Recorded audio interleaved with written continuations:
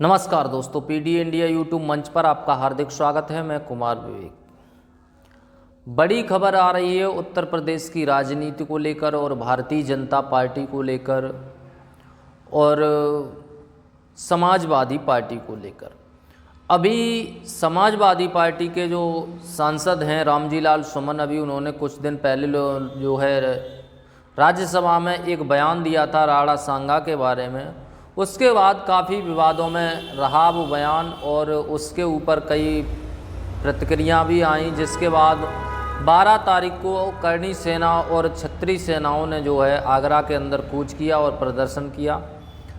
लेकिन अब खबर आ रही है उत्तर प्रदेश की राजनीति को लेकर कि एक बार फिर अब सपा के ही एक सांसद ने फिर एक बयान दिया है, यानी रामजी लाल सुमन ने एक बार फिर बयान दिया है।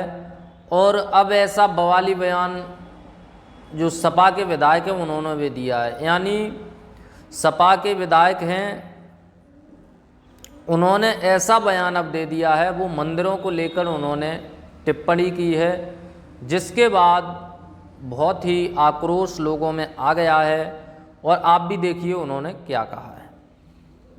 ये रचना की गई थी, जब ये रचना की गई थी, चाहे रामायण की महर्षि वाल्मीकि जी की, चाहे महाभारत की, और एक और है रचना जो है, और महाभारत और एक और है जो वेद व्यास ने और लिखा है, गीता की रचना हो, चाहे महाभारत की रचना हो, चाहे वाल्मीकि कृत रामायण की रचना हो, चाहे रामचरित मानस की रचना हो, उस समय भारत में शूद्रों को पढ़ने का अधिकार नहीं था।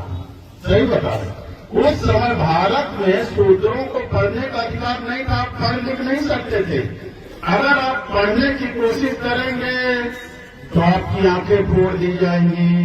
आप सुनने की कोशिश करेंगे तो शीशा पिघला के कान में डाल दिया जाएगा। अगर जीभ से आप उच्चारण करेंगे तो जीभ आपकी काट ली जाएगी। ये व्यवस्था थी भारत के अंदर। मैं गलत नहीं बोल रहा, भारत के अंदर एक व्यवस्था थी ताकि हो जाए। सार्वजनिक रास्तों में चलने की हमें इजाजत नहीं थी। कोई भी शूद्र समाज का आदमी अगर सार्वजनिक रास्ते पर चलेगा तो गले में हंडिया बांध के चलेगा, थूकेगा तो दिन भर हंडिया में थूकेगा, फिर मिट्टी को खोद के उस हंडिया को गाड़ेगा। नहीं किसी समण का पैर पर जाएगा तो अपवित्र हो जाएगा। अब तुम्हें किस्सा कहानी लग रही होगी जो है, अब किस्सा कहानी लग रही हो तो अभी एक पिक्चर जारी हुई है महात्मा ज्योतिबा राव फूले, उसे देख लेना। महात्मा ज्योतिबा राव फूले पिक्चर जारी हुई है, उसे देख लेना अगर मैं गलत कहता हूं। यही सारी व्यवस्थाओं के विषय में उसे दिखाया गया है जो भारतीय जनता पार्टी के लोगों को बुरा लग रहा है। इस देश के अंदर कमर में झाड़ू बांध के चलना पड़ता था कि जहां तुम बैठो बाद में उठो तो निशान मिटाए दो। पैर में चीथड़े पुराने कपड़े बांध के चलना पड़ता था जिससे तुम्हारे पैर के निशान मिटते चले जाएं, दूसरे का पैर ना पड़े।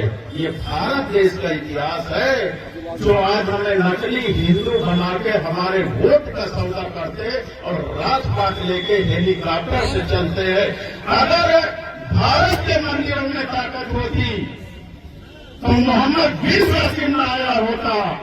भारत के मंदिरों में ताकत होती तो महमूद गजनवी आया होता। भारत के मंदिरों में ताकत होती तो मोहम्मद घोरी आया होता और इस देश को लूटने का काम न किया होता। इसका मतलब मंदिरों में ताकत नहीं थी। अगर ताकत है तो सत्ता के मंदिर में ताकत है कि बाबा अपना मंदिर छोड़ करके आज सत्ता के मंदिर पर विराजमान है, हेलीकॉप्टर पर चलने का काम करते। 5 बार विधायक बन गए, मंत्री बन गए। सही बता बने के लिए जय भीम का नारा लगा के 5 बार विधायक और मंत्री बने थे। इतनी ताकत है बाबा साहब के नाम लेने पर। ताकत है, इतनी ताकत है। ये घनश्याम चमार यहाँ बैठे रहे हो, कहाँ चलेंगे? नहीं उन्हें बताओ ना, जो एक चमार बिरादरी का आदमी का फूंक इंजिन रहा। हाँ, मायावती जी को आना चाहिए कि नहीं आना चाहिए? नहीं आना चाहिए ना भाई, वो तो भाजपा से मिले हैं, उन्हें आना चाहिए। चमार बिरादरी के आदमी का जिंदा फूंक देकर छना में बताई थी, आना चाहिए। सत्यानाश कर दी जो है मायावती जी ने, सत्यानाश कर दिया, सही बता, बर्बाद कर दिया समाज को, चौराहे पर खड़ा कर दिया। ये हालात है इधर, बुरी दशा हो गई साथियों का। हम तो भैया जितने दिन जिंदा रहेंगे अपने वसूलों पर जिंदा रहेंगे। हम जानवर नहीं हैं कि हमें कोई खरीद ले या तोड़ डाले जो है, ये संभव नहीं है। जो है हम अपने वसूलों पर जिंदा रहेंगे। 2017 में आप लोग हरा दिए, हम घर बैठे रहे।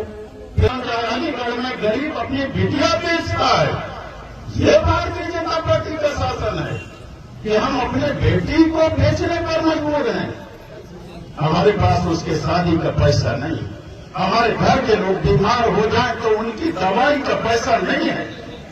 ईमानदारी से आप बताओ, क्या सरकारी अस्पतालों में कोई दवा मिलती है? लड़ाना चाहते हैं, नहीं मारा कराओ, पीटा कराओ, तबही तो चला के ढोल का जितना पीटियो उतने अच्छा सुर निकलेगी। सिंचाई बता रहा है ये तुलसीदास जी ने लिख दिया कर, मैं जरा आ रहा हूं, मेरा कहने का मतलब क्या है। हमें लिख दिया, अधम जाति में शिक्षा पाए, भयम यथा अरितूत पिलाए। कहते अधम जात में, नीच जात में जो शिक्षा प्राप्त कर लेता है वो ठीक उसी तरह हो जाता है जैसे सांप दूध पीने के बाद रंजीत अत्यधिक जहरीला हो जाता है। उसी जैसे सांप दूध पीने के बाद और जहरीला हो जाता है, उसी तरह शूद्र शिक्षा पाने के बाद जहरीला हो जाता है। बताइए, अधम जात में शिक्षा पाए, भया हुआ था तो कई दूध पिलाए, ये लिख दिया जो है तुलसीदास जी ने जो है। फिर लिख दिया कि पूजे ही विप्र सकल गुणहीना, अशूद्र न पूजे गुण ज्ञान प्रवीणा। कहते हैं विप्र माने ब्राह्मण की पूजा होनी चाहिए चाहे जितना गुणहीन हो, लेकिन शूद्र की पूजा नहीं होनी चाहिए चाहे जितना गुणी हो, प्रवीण हो जाए। तुलसीदास जी ने ये भी लिख दिया जो है। बताइए जो है, तो ये बताइए, हमारा सवाल ये है कि हम नकली हिंदुओं के लिए तो तुलसीदास जी ने इतना कुछ लिख दिया, लेकिन ये मुसलमानों के लिए कहीं नहीं लिखे भला बुरा भाई जो है। भाई मुसलमानों के विषय में तो भला बुरा लिखना चाहिए, नहीं लिखे जो है। तुलसीदास जी की हिम्मत नहीं पड़ी अकबर के समय में लिखने के लिए, सही बता रहे। हम नकली हिंदुओं के लिए तो लिख दिए जो है, भर भर के गालियां लिख दिए, और उसी को हम लोग पढ़ते रहते हैं।